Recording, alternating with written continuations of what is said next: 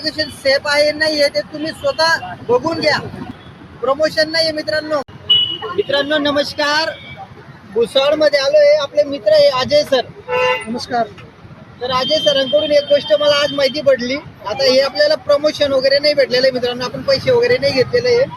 आता त्यांना जायचं होतं इथून अहिल्यानगर, नगरला जायचं होतं. ट्रेनचं तिकीट भेटलं नाही, बसने त्यांना जायचं नव्हतं.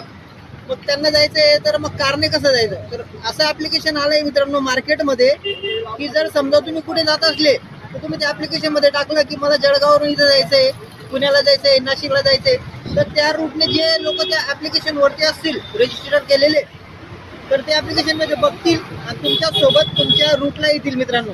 तर शेअरिंगने तुम्ही गाडीमध्ये येऊ शकता. आता ते ऍप्लिकेशन मी तुम्हाला त्यांच्या मोबाईल मध्ये दाखवतो. एकदम सुंदर गोष्ट त्यांच्यामुळे आपल्याला माहिती पडलेली मित्रांनो आज.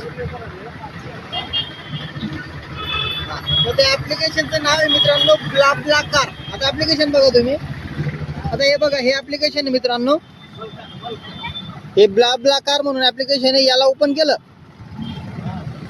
हे बघा तुम्हाला इथं दिसेल मित्रांनो, तुम्हाला कुठून जायचंय कुठपर्यंत, लिव्हिंग फ्रॉम आणि गोईंग टू. इथं डेट सिलेक्ट करायची, किती लोक जाणार आहे ते सिलेक्ट करायचं मित्रांनो. मग त्याच्यानंतर तुम्हाला सर्च मध्ये टाकल्यानंतर कळेल की तुमच्या रूटला कोण जात आहे.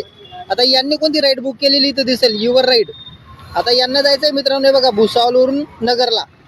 तर आता ते जितेंद्र सर आहे कोणी, त्यांच्यासोबत जाणार आहे. 3 वाजेला त्यांनी आम्हाला नाटा चौफुलीवर बोलवलं होतं. तर आता 3 वाजेला मित्रांनो आम्ही नाटा चौफुलीवर आलेलो आहे. आता अजय सर भुसावळवरून नगरला जातील. आता त्यांच्यासोबत शेअरिंग करतील.